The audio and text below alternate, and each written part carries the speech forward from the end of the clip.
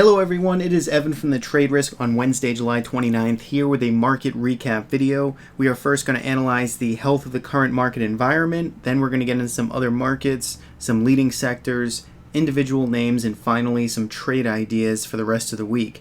Now, jumping right into today's action, we had a really nice continuation day higher.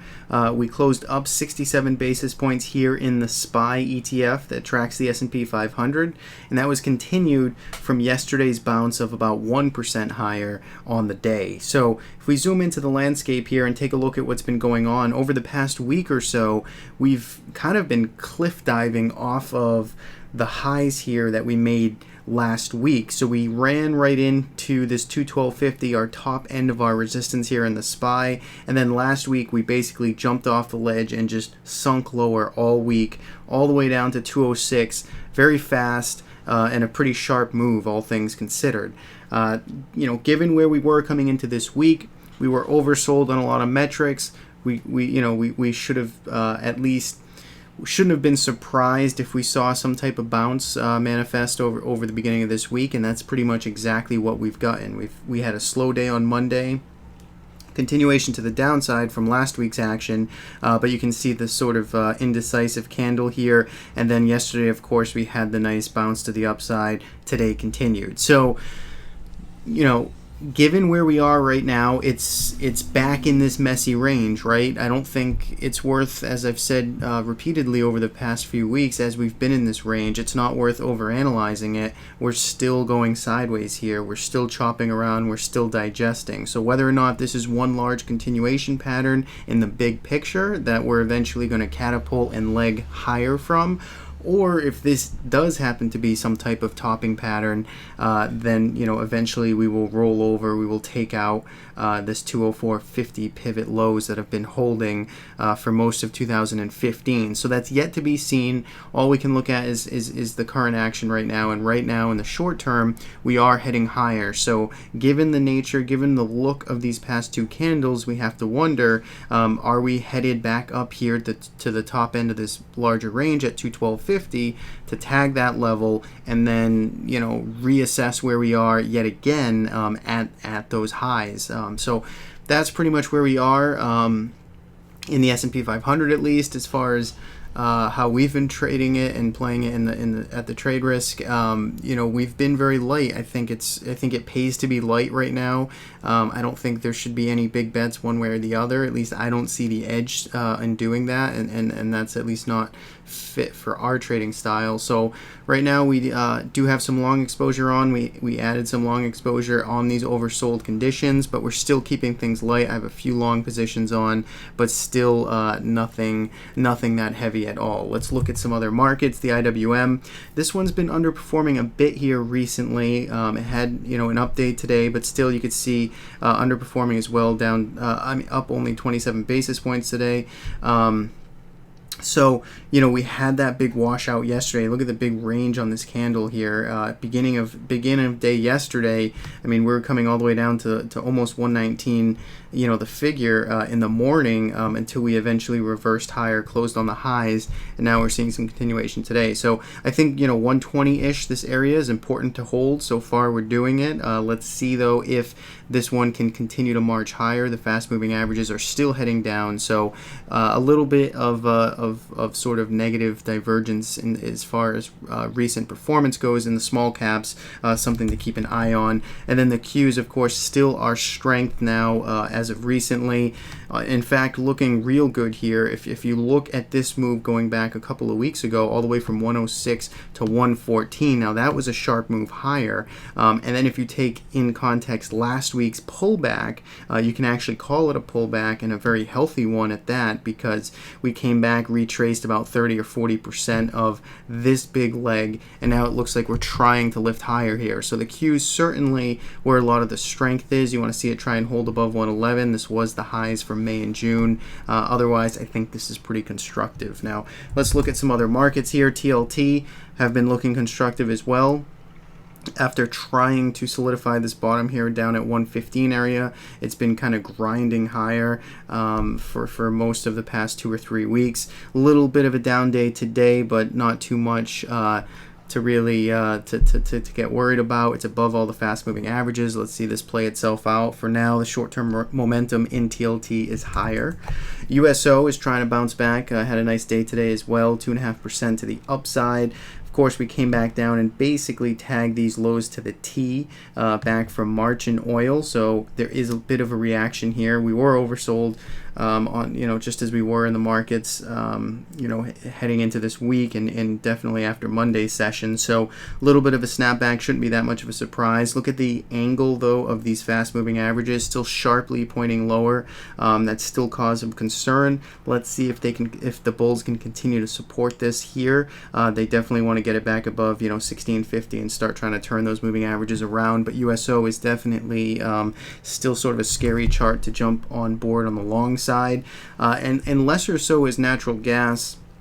As you can see, this one's been consolidating for quite some time now. It hasn't taken out the lows. It didn't retag the lows. It's actually been hanging in here in the middle end of this range. So that is constructive, I think, as a near-term win for the bulls. They need to get back above $14. That's sort of been a midpoint of control over the course of this range, but it's still pretty messy, all things considered. So, slightly better than oil. The pattern is tight. I like that. Something above 14 maybe would perk my interest, and then eventually need to see it resolve out of this range to the upside if it decides to do that. That's what I'm watching in natural gas. The metals, gold, of course, still just damaged goods all around. Moving averages very quickly heading lower here. It's just not that interesting to me, except for playing it on the short side. I think that's what you need to be doing. Silver is kind of the same thing, slightly better looking than gold, but doesn't really interest me one way or the other. Now, getting into some leading sectors, recently it's been the staples. Take a look at this. These are at all-time highs, closed today at all-time highs as well. That's a change of character. That's something we haven't been seeing for most of 2015. We really started to see this sector emerge late June, mid to late June, and into July. So that's a sector of interest for sure. And then the real estate, the rate sensitive sectors like the utilities and the real estate, IYR. These are interesting too. Of course, this chart is damaged, but you can see it's trying to perk up. It's going sideways here. Let's see if it can lift out of this 74.80 level and potentially break out and start legging higher. I've been seeing a lot of these names come up on my scans. They are sort of the boring stocks, but they are starting to shape up here, so it's something worth paying attention to. Now let's get into some individual names. We'll start with Apple. Apple here is still sort of struggling to hold on here. I think, after they reported earnings right here on this nice green candle bar, of course it was down, some 7 or 8%, I think, that day, but it was a nice green bodied bar for the session. I think we talked about the lows from that session, 122 being a critical line in the sand going forward, and it is acting as a level of importance. You can see we've been hovering above it for the past 3 sessions. I still say that level is important. If we break below today's lows, I would expect lower prices here in Apple. And it is sort of interesting as far as a short momentum breakdown play.